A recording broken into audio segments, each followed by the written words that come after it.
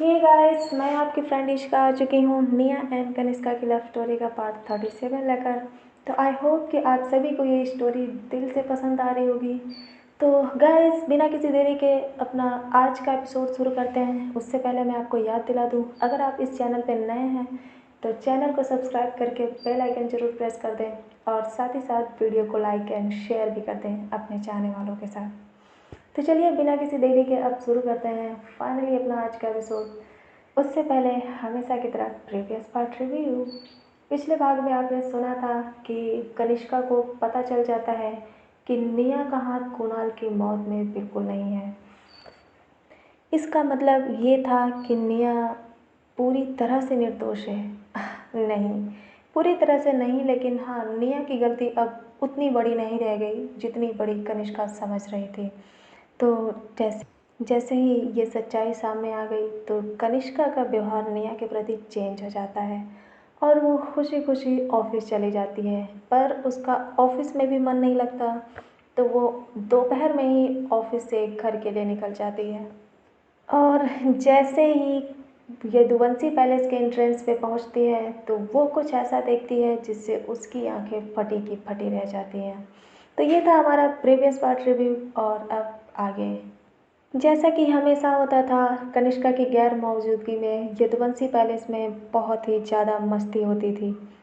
और चूँकि आज संडे था तो आज तो सारे लिमिट क्रॉस हो चुके थे। किसी को इस बात का थोड़ी सी भी भनक नहीं थी कि कनिष्का बीच में ही उनकी इस मस्ती में दखल अंदाजी करने आ जाएगी। और जैसे ही कनिष्का यदुवंशी पैलेस के एंट्रेंस पे पहुंचती है तो अंदर का नज़ारा देखकर उसकी आंखें फटी की फटी रह जाती हैं। लिविंग एरिया का कोई भी सामान अपनी जगह पर नहीं था, यहाँ तक कि सोफे पर पड़ी सारी पिलो इस समय या तो किसी के हाथों में थी या तो नीचे फर्श पे पड़ी हुई थी। पर आज कनिष्का का मूड बहुत ही अच्छा था, तो शायद वो इस बात को बर्दाश्त कर ले जाती अगर उसने निया को रोहन के साथ नहीं देखा होता। जैसे ही कनिष्का की नज़र निया पर पड़ती है तो वो उसे रोहन के साथ देखकर आग बबूला हो जाती है। और कुछ देर पहले जो उसकी आंखों में एक अलग सी चमक थी, इस टाइम पर वो पूरी तरह से गायब हो चुकी थी। इस बात से अनजान कि कनिष्का उन्हें किस तरह से घूर रही है, वो चारों लोग अपनी मस्ती में मगन थे। कनिष्का अपनी गुस्से भरी नज़रों से धीरे धीरे आगे बढ़ने लगी और देखते ही देखते वो उन लोगों से करीब 10 कदम की दूरी पर आकर खड़ी हो गई। अब भी उन सब की नज़र कनिष्का पे नहीं थी, लेकिन जैसे ही लिविंग एरिया में खड़े एक सर्वेंट ने कनिष्का को देखा तो उसके अंदर एक अजीब सा डर महसूस होने लगा। उसने अपनी घबराई हुई आंखों से उन सभी लोगों को देखा और भागकर उनके पास आया और धीरे से उन्हें ये समझाने की कोशिश करने लगा कि उनके पीछे कनिष्का आ चुकी है। पर वो लोग इतने ज़्यादा खो चुके थे कि उन्हें इस बात का एहसास ही नहीं था कि उनका सर्वेंट उन्हें क्या समझाने की कोशिश कर रहा है। जब वो सर्वेंट ये समझा समझा कर हार गया तो फाइनली उसने थक कर कहा, अब कनिष्का मैडम। जैसे ही उन चारों ने कनिष्का का नाम सुना तो उनकी जैसे सांसें रुक गईं और ज्यों का त्यों सभी लोग अपनी अपनी पोज में ही जम गए। निया और रोहन जो इस समय एक दूसरे के पास में बैठे थे, निया के हाथ हवा में थे और वो अपने फेस को कवर करने की कोशिश कर रही थी। शायद वो वंश के अटैक से बचने की कोशिश कर रही थी। और रोहन जो इस समय एक पिलो लेकर के लगभग सिया के ऊपर अटैक करने ही वाला था, तो वो वैसा का वैसा ही रह गया। सिया जो इस समय अपने हाथों में एक दूसरा पिलो लेकर रोहन की तरफ फेंकने वाली थी, तो उसका भी पिलो उसके हाथों में ही रह गया।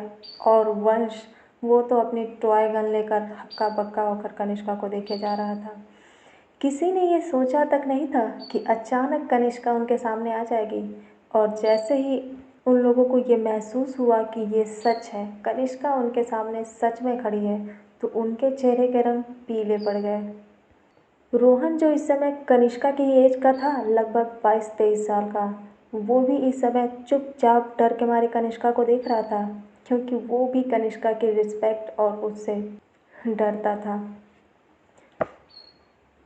मुश्किल की बात तो ये थी कि न जाने कब से कनिष्का उन्हें देख रही थी और सभी लोग इस बात का अंदाज़ा अपने दिमाग में लगाने लगे। और जैसे जैसे वो इस बात को समझ पा रहे थे वैसे वैसे उनकी डर का लेवल और भी ज़्यादा बढ़ता जा रहा था। कनिष्का की आंखों में गुस्सा देखकर अब सब लोग अपनी मौत का इंतजार कर रहे थे। आज तो पक्का उनकी मौत का फरमान लिखा जा चुका था। धीरे से अब एक सन्नाटे के बाद कनिष्का ने सभी को होश में लाते हुए धीरे से कहा, get in a line quickly. Kanishka की बात सुनते ही सब लोगों ने अपना अपना सामान फेंका और वो झट से आके लाइन में खड़े हो गए। जब रोहन, वंश और सिया को एक लाइन में निया ने देखा तो उसे भी समझ आया कि शायद उसे भी ये ऑर्डर दिया गया है। ऑफ कोर्स उसे भी दिया जाएगा। वो भी आकर एक लाइन में खड़ी हो गई। ऐसा लग रहा था कि जैसे ये कोई आर्मी का ट्रेनिंग कैंप है। पर ऐसा यदुवंशी पैलेस में कोई पहली बार नहीं हो रहा था। पहले भी कनिष्का सेम अंदाज में उन्हें पनिश कर चुकी थी, पर इस बार बस इसमें टीम मेंबर्स बढ़ चुके थे। सभी लोग अपना सर नीचे करके एक लाइन से खड़े हुए घबराहट के मारे एक दूसरे का हाथ पकड़े हुए थे। कुछ देर के सन्नाटे के बाद कनिष्का ने अपनी दूसरी लाइन कही और उसने सीधे अपने दांत पीसते हुए सेम अंदाज में कहा, get down on your knees. Kanishka की ये बात सुनकर सभी लोग हैरानी से उसकी तरफ देखने लगे। यहाँ तक कि निया भी, उसके भी चेहरे पर हैरानी साफ दिख रही थी। क्या उसे भी ये ऑर्डर फॉलो करना है? Of course. कनिष्का बारी बारी से उन चारों को देख रही थी जिनके चेहरे पर इस समय काला एक्सप्रेशन छाया हुआ था। उनकी बेचारी सी शक्ल बस कुछ सेकंड में ही बदल गई। सभी लोग अब सिंपथी भरी नज़रों से कनिष्का को देखने लगे। पर क्या उनकी इस नौटंकी का उस पर कोई असर होता? बिल्कुल नहीं। कनिष्का ने देखा कि सब लोग अभी भी उसी को देख रहे हैं तो उसने फिर से अपने शब्दों को दोहराते हुए कहा, क्या तुम लोगों ने नहीं सुना मैंने क्या कहा? अभी के अभी अपने घुटनों पर बैठ जाओ। ये सुनते ही अब किसी के अंदर हिम्मत नहीं थी कि वो कनिष्का से किसी भी प्रकार की कोई रिक्वेस्ट करें और सभी लोग चुपचाप अपने घुटनों पर बैठ गए। यहाँ तक कि सबसे लंबा दिखने वाला रोहन मल्होत्रा भी चुपचाप अपने घुटनों पर बैठ गया। कनिष्का बिना किसी एक्सप्रेशंस के उन सभी को देख रही थी जो इस समय अपना सर झुकाए घुटनों पर बिना मन के बैठे हुए थे और मन ही मन इस बात के लिए प्रार्थना कर रहे थे कि गॉड प्लीज़ किसी को उनकी हेल्प करने के लिए भेज दो। पर शायद आज उनकी किस्मत इतनी अच्छी नहीं थी।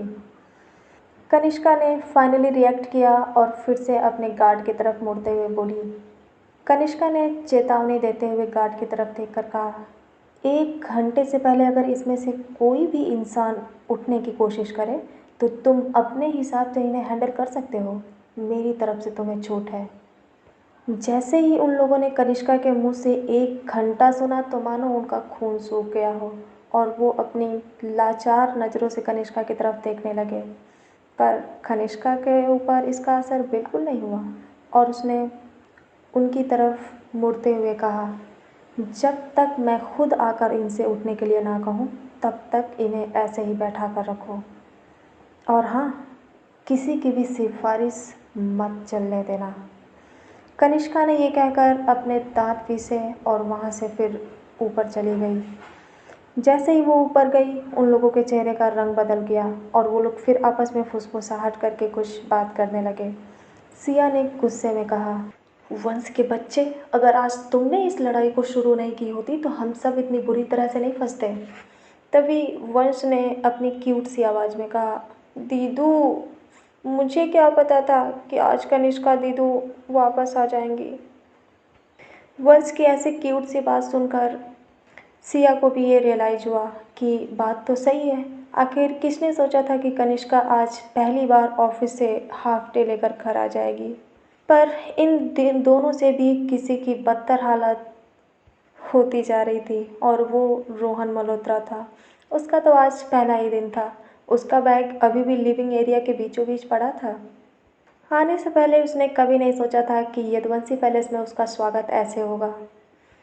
उसने लगभग गिड़गिड़ाते हुए कहा, अरे तुम दोनों चुप हो जाओ। क्या तुम लोग मेरे बारे में नहीं सोच सकती? मैंने कितने अरमान सजा रखे थे कि मैं यहाँ आकर खूब सारा मस्ती करूँगा, पर मुझे नहीं पता था कि यहाँ आते ही मेरे साथ ऐसा हो जाएगा। क्या तुम लोगों को नहीं लगता कि एक मेहमान के साथ तुम लोग ऐसा बिहेव नहीं कर सकते? रोहन ने बेचारों की तरह गिड़गिड़ाने की एक्टिंग करते हुए कहा। तभी सिया ने उसकी बात का रिप्लाई करते हुए कहा, मेहमान? यहाँ मेहमान कौन है? मुझे तो कहीं नहीं दिख रहा। सिया ने एक्टिंग करते हुए अपनी नज़रें इधर उधर घुमाई और अपना सर इधर उधर घुमाने के बाद रोहन पे जाकर टिका दिया। ये देखकर रोहन के चेहरे का रंग उड़ गया और उसने मन ही मन में सोचा, हे भगवान, ये लोग क्या मेरी थोड़ी सी भी इज्जत नहीं कर सकती? भला कोई ऐसे कैसे कह सकता है? क्या मैं मेहमान नहीं हूँ? इन सब के बीच सिर्फ निया शांत थी, चुपचाप, वैसे की वैसे ही जैसी वो कनिष्का के सामने थी। उसे समझ नहीं आ रहा था कि वो क्या करे। वो कनिष्का का साथ दे या कनिष्का के खिलाफ बोले। कनिष्का के खिलाफ बोलना तो वो सोच भी नहीं सकती थी, तो वो वही करेगी जो कनिष्का ने उससे कहा था। आखिर पनिशमेंट ही सही, पर कुछ तो ऐसा था जो कनिष्का की तरफ से उसे मिला था, इसीलिए वो उसमें भी खुश हो रही थी और उसे ये पता ही नहीं चला कि उसके चेहरे पर कब एक प्यारी सी मुस्कान छा गई। ये देखकर सिया कंफ्यूज लगने लगी और तीनों लोग हैरानी से निया का चेहरा देखने लगे। सिया ने बड़े ही अजीब लहजे में, थोड़ा सा शरारती अंदाज में कहा, निया, आप मुस्कुरा क्यों रही हैं? आपको क्या लगता है हम लोग यहाँ पिकनिक पे आए हैं? शायद आपको इस बात का एहसास नहीं है कि हमें 1 घंटे के लिए अपने घुटनों पर बैठना है और हमें यहाँ पर लड्डू नहीं मिला जो आप ऐसे बड़ी बड़ी स्माइल के साथ इस पनिशमेंट को एंजॉय कर रही हैं। सिया की ऐसी बातें सुनकर निया के चेहरे की हंसी गायब हो गई और उसने थोड़ा सा कंफ्यूज लगते हुए सिया की तरफ देखकर कहा, मैं कहाँ मुस्कुरा रही हूँ? नहीं तो तुम्हें कोई गलतफहमी हुई है। ये देखकर सिया सोचने लगी, क्या ये लड़की झूठ बोलने की कोशिश कर रही है? मुझे तो लगता है कि प्यार करने वाले लोग सारे ही पागल होते हैं, इसीलिए उन्हें इस बात का एहसास भी नहीं होता कि वो कितनी अजीब हरकतें कर रहे हैं। सिया अपने मन ही मन बड़बड़ाए जा रही थी और उसने इस बात को जल्दी ही इग्नोर कर दिया। उधर कनिष्का सीधे अपने स्टडी रूम में गई और वो चुपचाप चेयर पर बैठकर कुछ सोचने लगी। उसे बार बार निया का हंसना और रोहन का उसे देखना याद आ रहा था। उसे ऐसा महसूस हो रहा था कि जैसे उसके दिल में आग लगी हो और वो उसे जल्दी से ठंडा करना चाहती थी। कनिष्का अभी बैठकर बार बार उस बारे में सोच ही रही थी कि तब तक उसके फ़ोन पर एक मैसेज नोटिफिकेशंस आया और वो उसे चेक करने लगी। वो मैसेज लीज़ा का था। लीज़ा, कनिष्का की हेवन फैशन ब्रांड की मैनेजर, जो पेरिस में उसका सारा काम उसके गैर मौजूदगी में देखती थी। उसका मैसेज देखकर कनिष्का ने उसे तुरंत ओपन किया, क्योंकि लीज़ा यूँ बेवजह सा मैसेज नहीं करती थी। जब उसने उसका मैसेज देखा तो उसमें कुछ डिटेल्स थीं, शायद वो कुछ नई डिज़ाइन ड्राफ्ट्स की डिटेल थी। कनिष्का को याद आया कि जल्दी ही इंटरनेशनल फैशन वीक स्टार्ट होने वाला है और लीजा ज़रूर इस बारे में कुछ उससे डिस्कस करना चाहती होगी। धीरे धीरे कनिष्का अपने दिमाग में चल रही उन पुरानी बातों को भूल गई और वो इस समय लीजा के साथ ऑनलाइन डिस्कशंस में लग गई। अपना काम करते करते कनिष्का को पता ही नहीं चला कि कितना वक्त गुजर गया है। वो तो ये भी भूल गई कि उसने नीचे सभी लोगों को क्या पनिशमेंट दिया था और उन्हें वापस जाकर उसे उठाना भी था। कनिष्का ने सिर्फ गुस्से में उन्हें पनिश्ड किया था। वो ये सोच कर आई थी कि कुछ देर बाद ही वो जाकर उन्हें वापस भेज देगी, पर काम करते करते वो तो इस बात को पूरी तरह से भूल गई। जब कनिष्का की मॉम नीचे आई तो उन्होंने जब लिविंग एरिया की हालत देखी तो वो भी काफ़ी कंफ्यूज लगने लगी और जब सभी लोगों ने अपनी मिसेस यदुवंशी को देखा तो अपनी भावुक नज़रों से उन्हें एकटक देखने लगे। उन सब की ऐसी हालत देखकर देविका मॉम परेशान हो गई और उन्हें ये समझ नहीं आ रहा था कि आखिर किस गलती की सज़ा और किसने इन्हें दी है, क्योंकि उन्हें अभी तक ये नहीं पता था कि कनिष्का वापस आ चुकी है। वो जल्दी से उनके पास आई और पूछने लगी। तभी लगभग सिया और वंश ने गिड़गिड़ाते हुए कहा कि वो उन्हें बचा लें। मिसेस यदुवंशी ने उन लोगों को वहाँ से जाने के लिए कहा, लेकिन किसी के अंदर इतनी हिम्मत नहीं हुई कि वो लोग बिना कनिष्का के इजाज़त के वहाँ से चले जाएं। ये सुनकर मिसेस यदुवंशी कनिष्का के पास गईं और वो लिविंग स्टडी रूम के सामने जाकर खड़ी हो गईं, पर सीधे अंदर जाने की उनकी भी हिम्मत नहीं थी, तो उन्होंने दरवाज़ा नॉक किया। जब कनिष्का ने दरवाजे पर नॉक होने की आवाज़ सुनी तो उसने बिना देखे कहा, कम इन। धीरे धीरे उसकी मॉम उसके पास आई। जब कनिष्का ने अपनी मॉम को अपने लिविंग एरिया, अपने स्टडी रूम में देखा तो वो कंफ्यूज लगते हुए बोली, मॉम, क्या बात है, आप यहाँ?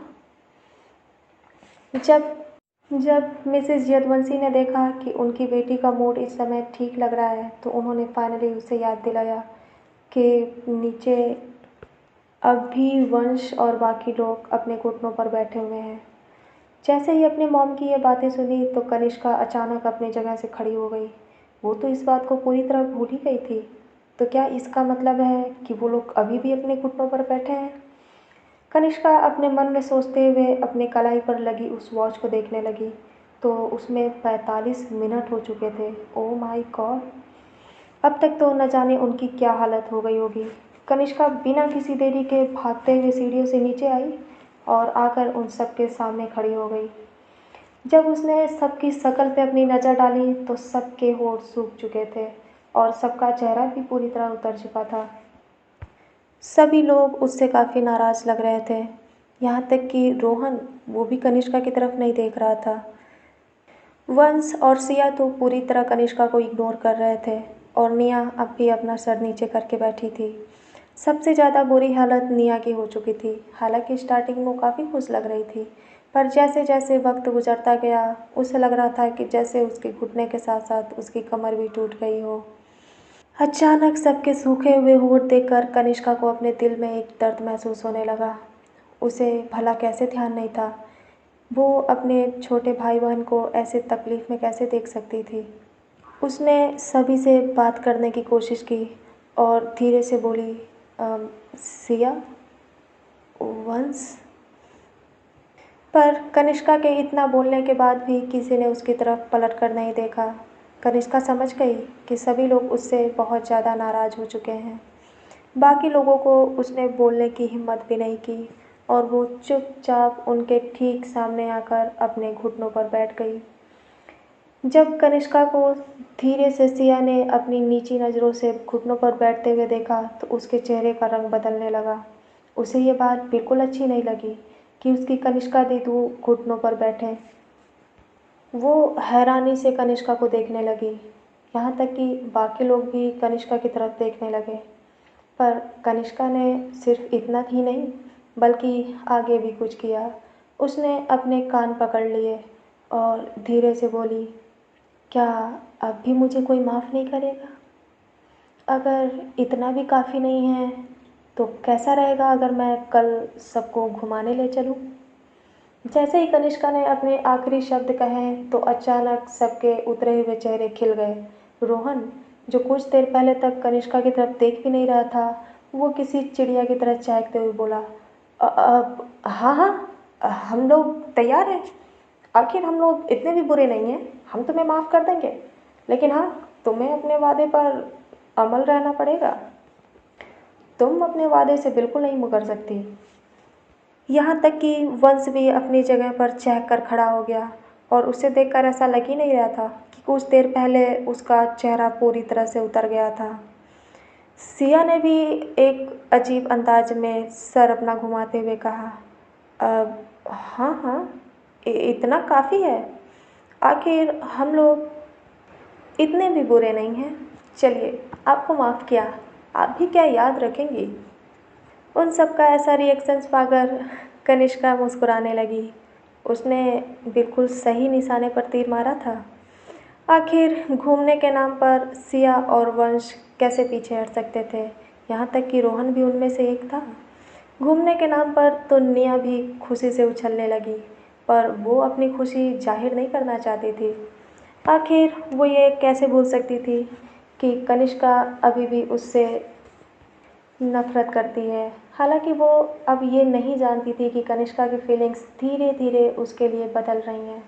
पर इस समय कनिष्का की नज़र निया पर थी और वो उसे बड़े ही ध्यान से देख रही थी।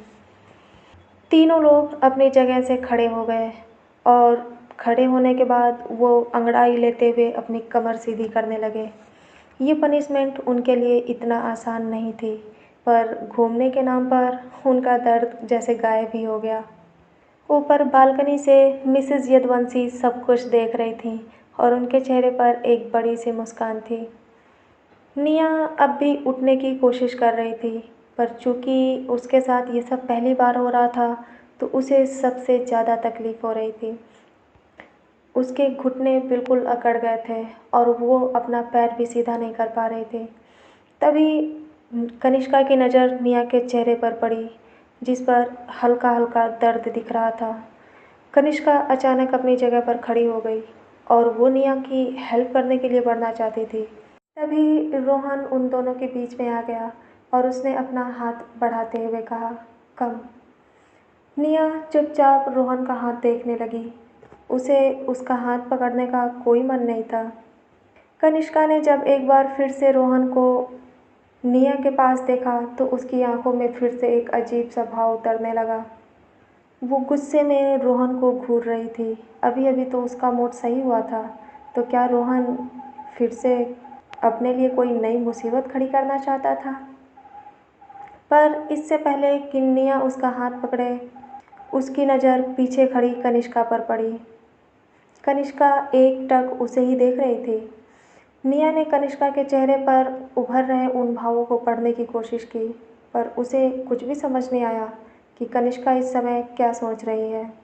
उसने उससे नज़रें हटाकर रोहन पे की और फिर उसके हाथों को देखने लगी। रोहन अब भी निया के उठने का इंतज़ार कर रहा था। उसे 100% यकीन था कि निया उसके इस ऑफ़र को बिल्कुल नहीं ठुकराएगी। सिया ये सब होते हुए बहुत ही हैरानी से देख रही थी। हालांकि वो बचकानी हरकतें करती थी, लेकिन इतनी भी नादान नहीं थी जो कनिष्का के चेहरे पर उठ रही उस जेलसी को पढ़ न सके। उसने बड़े ही लाचारी से अपने सर पे हाथ रख लिया और मन ही मन रोहन को कोसने लगी। निया ने जब ये देखा कि रोहन अब भी उसके सामने ही है और उसके रिएक्ट करने का वेट कर रहा है, तो उसने बिना किसी मन के धीरे-धीरे अपना हाथ रोहन के हाथों में बढ़ाते हुए आगे बढ़ाया। पर इससे पहले कि वो रोहन के हाथ को पकड़ पाती, किसी ने रोहन को पीछे से ज़ोर से खींचा। अपने साथ अचानक हुए इस हमले से रोहन एकदम हैरान हो गया और उसे कुछ समझने का मौका भी नहीं मिला। रोहन बड़ी मुश्किल से संभलते हुए पीछे मुड़ा और उसने उस इंसान को देखा। वो कनिष्का थी।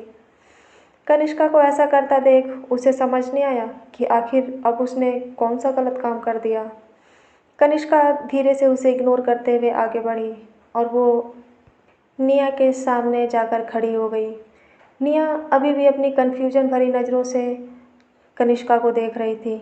उसका हाथ अब भी हवा में ही था, पर इससे पहले कि वो कुछ समझ पाती, कनिष्का ने उसका हाथ पकड़ा और ज़ोर से अपनी तरफ खींचा। इतनी तेज़ी से उसने अपनी तरफ खींचा कि निया सीधे जाकर उसकी बाहों में जा गिरी। बालकनी में खड़ी मिसेस यदुवंशी ने जब ये देखा, तो वो अपना सर नीचे करके मुस्कुराने लगी और वहाँ से चुपचाप अपने कमरे में चली गई। वंश अपने कमरे में जा चुका था, मगर सिया ये सब कुछ अपनी आंखों से देख रही थी और ना ही सिर्फ देख रही थी, बल्कि वो तो पूरी तरह से एंजॉय कर रही थी। उसे पता था कि रोहन जो कर रहा है, इससे ज़रूर कोई नई मुसीबत आने वाली है, पर सिया इस बात से खुश थी कि ये मुसीबत सिर्फ रोहन के ऊपर ही आई। निया अभी भी हैरानी भरी नज़रों से कुछ समझने की कोशिश कर रही थी। उसे ना अपने कानों पर यकीन हो रहा था और ना ही अपनी आँखों पर।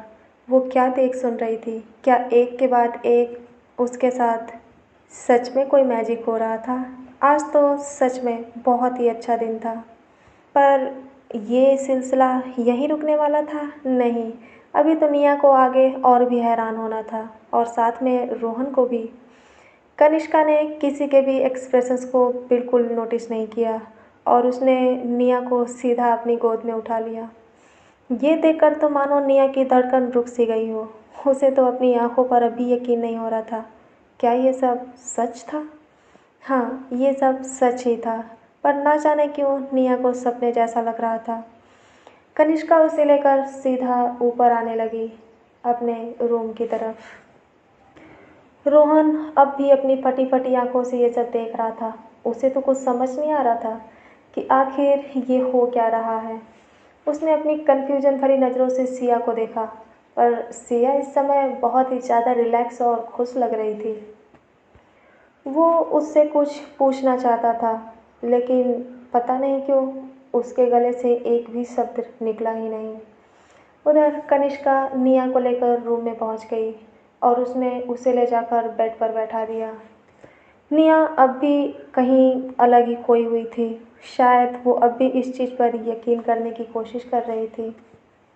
जब कनिष्का ने उसे बेड पर बैठा दिया और वो वहाँ से मुड़कर दूसरी तरफ चली गई, तब फाइनली निया ने अपने दिल पर हाथ रख लिया और उसे इस बात पर यकीन हुआ कि जो भी हो रहा था वो सच में हो रहा था।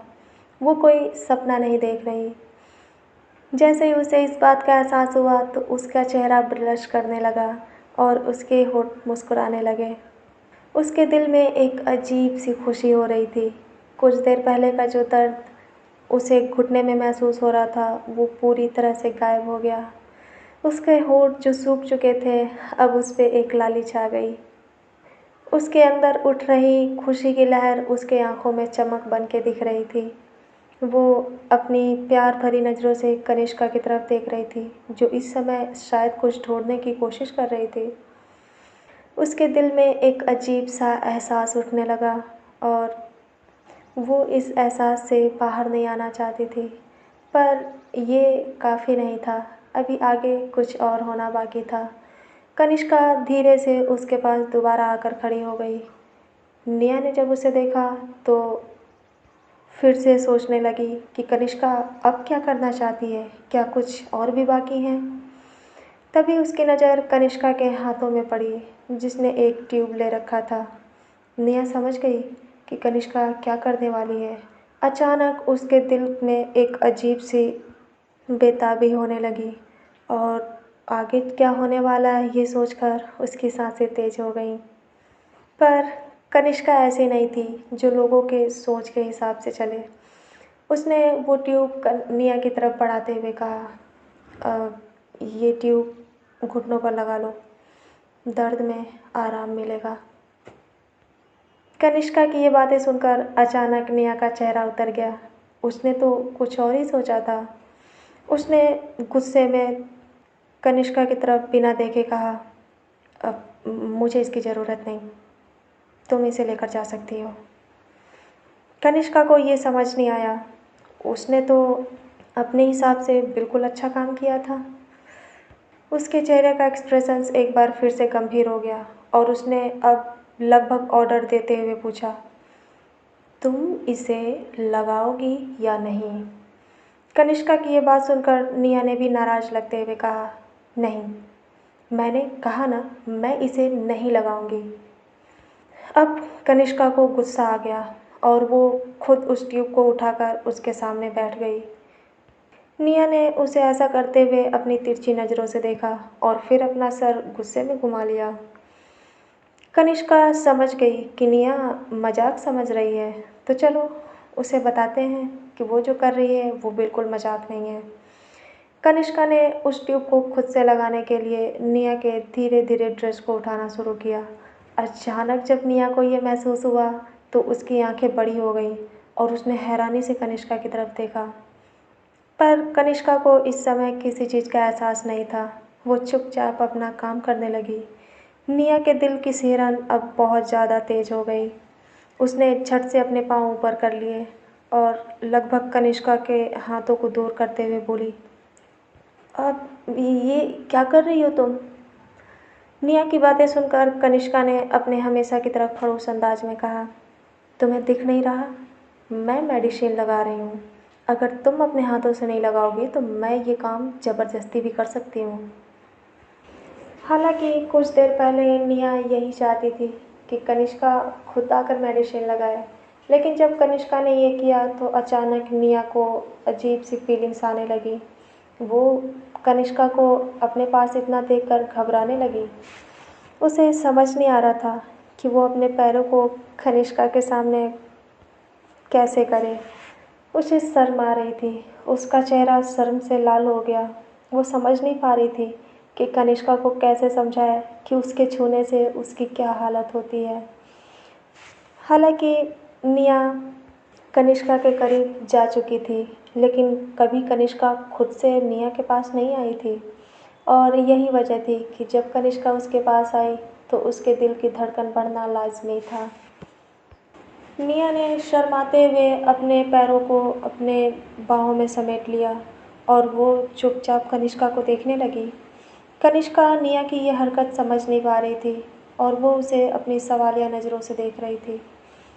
निया समझ गई कि कनिष्का उसकी इस हरकत का जवाब चाहती है, तो उसने लगभग हड़बड़ाते हुए कहा, अब वो मैंने मैं चेंज करके आती हूँ। ये ड्रेस इस ड्रेस में मुझे काफ़ी अनकंफर्टेबल हो रहा है। ऐसी अजीब सी बहानेबाजी सुनकर कनिष्का पहले से और भी ज़्यादा कंफ्यूज हो गई और वो चुपचाप निया को देखने लगी। निया निया ने हमेशा की तरह शॉर्ट ड्रेस नहीं पहनी थी और इसीलिए जो ड्रेस इस समय उसने पहन रखा था उसमें मेडिसिन लगाना मुश्किल था। तो एक तरफ से उसका ये बहाना थोड़ा लॉजिकल भी था। कनिष्का ने हामी में अपना सर हिला दिया, पर वो वहाँ से बाहर बिल्कुल नहीं गई। इसकी बजाय वो ट्यूब लेकर सोफे पर बैठकर वेट करने लगी। अब निया की कन्फ्यूजन पहले से भी ज़्यादा बढ़ गई। क्या कनिष्का को बाहर नहीं जाना चाहिए? निया एकटक कनिष्का की इन हरकतों को समझने की कोशिश कर रही थी, पर कनिष्का को देखकर ऐसा लग रहा था कि जैसे कुछ अजीब हुआ ही ना हो। वो चुपचाप टेबल पर अपनी मेडिसिन रखकर वहाँ से मैगज़ीन उठाकर पढ़ने लगी और पूरी तरह उसमें खो गई। निया अब भी उसे एकटक देखे ही जा रही थी। वो तो जैसे ये भी भूल गई कि आगे उसे क्या करना है। अचानक कनिष्का को कुछ महसूस हुआ और उसने अपनी नज़रें ऊपर उठाकर निया को देखा। जैसे ही कनिष्का ने निया को देखा तो निया हड़बड़ा गई और उसे ये याद आया कि कनिष्का उससे क्या कहना चाहती है। निया धीरे धीरे बेड से उतरने की कोशिश करने लगी, पर जैसे ही उसने अपना पैर ज़मीन पर रखा तो अचानक उसके घुटने में दर्द हुआ और उसके मुंह से एक आह निकल गई। निया ने धीरे से कहा, आउच। कनिष्का ने जब वो सुना तो वो सीधी बैठ गई। वो समझ गई कि निया को इस समय चलने में काफ़ी परेशानी हो रही है। उसने धीरे से मैगज़ीन रखा और उसके पास आ गई। उसे कंधों से पकड़ा और बेड पे वापस से बैठा दिया। वो धीरे से मुड़ी और कपड़ों की अलमारी के सामने जाकर उसे खोलकर कुछ ढूंढने लगी। उसने धीरे से निया से पूछा, तुम्हें क्या पहनना है? निया की हैरानी तो ख़त्म होने का नाम ही नहीं ले रही थी। एक के बाद एक उसे बिन मांगे गिफ्ट्स मिल रहे थे। उसे समझ नहीं आ रहा था कि वो क्या कहे। जब कुछ देर तक कनिष्का ने निया की तरफ से कोई जवाब नहीं सुना तो उसने खुद ही एक पिंक कलर की ड्रेस सेलेक्ट कर ली जो बिल्कुल कैजुअल और ढीली थी। उसने वो ड्रेस निया के सामने ला के रख दी और निया उसे एकटक देखने लगी। निया कनिष्का से ये पूछना चाहती थी कि क्या वो दिन में भी नाइट सूट पहने, क्योंकि कनिष्का ने जो निया को पहनने के लिए दिया था वो प्रिंटेड पिंक शर्ट एंड पैजामा था। हालांकि निया को इसमें कोई भी लॉजिक नहीं दिख रहा था, पर कनिष्का ने उसे यूं ही नहीं दिया था। वो शायद निया की चोट के लिए बिल्कुल कंफर्टेबल था, क्योंकि वो ड्रेस सॉफ्ट भी था। ड्रेस देने के बाद कनिष्का बाहर नहीं गई, बल्कि इसकी बजाय वो अपनी रूम की बालकनी में चली गई और उसने बालकनी के पर्दे लगा दिए। निया समझ गई कि कनिष्का क्या चाहती है। अब उसके पास कोई भी रास्ता नहीं था। वो बाथरूम में भी नहीं जा सकती थी, क्योंकि इस समय उसके घुटनों में बहुत दर्द था। हालांकि वो चली भी जाती अगर कोशिश करती तो, पर क्या कनिष्का उसे जाने देती? नहीं। उसने धीरे धीरे अपने कपड़े चेंज कर लिए और कुछ देर बाद कपड़े चेंज करके बिना कुछ कहे बेड पे वापस से बैठ गई। जब कनिष्का को ये लगा कि अब तक निया ने कपड़े चेंज कर लिए होंगे, तो वो धीरे से अंदर आई और फिर से उसके पास बैठ गई। निया की अब धड़कन धीरे धीरे बढ़ने लगी थी। उसे पता था कि अब उसके पास कोई रास्ता नहीं है। कनिष्का अपने हाथों में ट्यूब लेकर उसके पास आई थी और उसने धीरे से उसके ड्रेस को हटाया। निया ने अपनी मुट्ठी बंद कर ली। वो इस चीज़ को रोकना भी चाहती थी और नहीं भी। उसे अच्छा भी लग रहा था और अजीब भी। उसे खुशी भी थी तो वो नर्वस भी हो रही थी। सारे मिक्स एक्सप्रेशंस उसके चेहरे पर दिख रहे थे, पर कनिष्का इन सभी चीज़ों से बिल्कुल अनजान थी। उसका पूरा फोकस उसकी चोट पर था। जब उसने उसके कपड़ों को घुटनों तक चढ़ाया तो वो हैरान लगने लगी, क्योंकि निया के घुटनों पर डार्क रेड स्कार पड़ चुके थे। वो समझ गई कि आज उसने जो किया उसकी वजह से निया को बहुत ज़्यादा तकलीफ़ हुई। अचानक कनिष्का के चेहरे पर जो अभी कुछ देर पहले खड़ूस एक्सप्रेशंस था वो गायब हो गया और उसकी जगह पर एक नरम और चिंता भरा एहसास उसके चेहरे पर दिखने लगा। निया बड़े ही ध्यान से कनिष्का को देख रही थी और जैसे जैसे वो उसे अपने पास आते देख रही थी, वैसे वैसे उसमें खोती ही जा रही थी। उसे तो अब इस बात का भी ध्यान नहीं था कि कनिष्का ने उसके जख्म पे मेडिसिन लगाना शुरू कर दिया। कनिष्का बड़ी ही सावधानी से अपना काम कर रही थी। उसे याद था कि पिछली बार जब उसने निया के हाथों में मेडिसिन लगाई थी तो निया को काफ़ी दर्द हो रहा था, इसीलिए वो इस बार कोई गलती नहीं कर रही थी। एक के बाद उसने उसके दूसरे घुटने पर हाथ बढ़ाया और धीरे से मेडिसिन लगाने लगी। धीरे धीरे निया अपने होश में आई और उसकी नज़र अपने घुटने पर पड़ी। जब उसने पूरी तरह होश में लगते हुए कनिष्का के हाथों को अपने ऊपर महसूस किया तो उसके दिल में एक बार फिर से अजीब सी सिहरन उठने लगी। उसकी सांसें तेज होने लगी और उसके मन में छुपी बेचैनी एक बार फिर से बढ़ने लगी। जैसे जैसे निया की सांसें तेज हो रही थी वैसे वैसे ही वो अपने पैरों को पीछे खींचने लगी। उसे इस बात का एहसास भी नहीं था कि वो क्या कर रही है। कनिष्का ने जब कुछ असहज नोटिस किया तो उसकी नज़र निया के चेहरे पर पड़ी और जैसे ही उसकी आंखें निया की आंखों से लड़ी, उसे एहसास हुआ कि निया बड़े ही अजीब तरीके से उसे देख रही थी। कनिष्का ये देखकर थोड़ा कंफ्यूज हो गई, लेकिन अचानक उसे भी कुछ अजीब सा अपने अंदर महसूस होने लगा। जब कनिष्का भी निया की आंखों में देखने लगी तो अब निया और भी ज़्यादा बेकाबू होने लगी और उसने अपने हाथों से बेडशीट को कस के पकड़ लिया। कनिष्का ने सिर्फ उसे छुआ ही था, बिल्कुल नॉर्मल तरीके से, पर न जाने क्यों निया को उसका ये हल्का सा टच भी बहुत ही ज़्यादा बेकाबू कर रहे थे। उसकी सांसें धीरे धीरे इतनी तेज़ होने लगी कि कनिष्का भी उसे महसूस कर सकती थी। अब निया की आंखों में एक अजीब सा एक्सप्रेशंस उतरने लगा, इतना अजीब कि अब वो धीरे धीरे अपने कंट्रोल से बाहर हो गई और उसने आगे जो किया कनिष्का ने सोचा भी नहीं होगा। उसने बड़ी ही एग्रेसिव लगते हुए कनिष्का की शर्ट को पकड़ लिया और ज़ोर से अपनी तरफ खींचकर उसे किस करने लगी। निया ने ये सब इतनी तेज़ी से किया कि कनिष्का को बिल्कुल भी रिएक्ट करने का टाइम नहीं मिला और उसकी भी आंखों में हैरानी साफ साफ दिख रही थी। हालांकि ये सब एक इत्तेफाक से हुआ था, पर जब कनिष्का ने निया के गर्म सांसों और उसके होठों को अपने होठों पर महसूस किया तो अचानक उसके दिल में एक तूफ़ान सा उठने लगा। वो अपनी फीलिंग्स को कंट्रोल नहीं कर पा रही थी।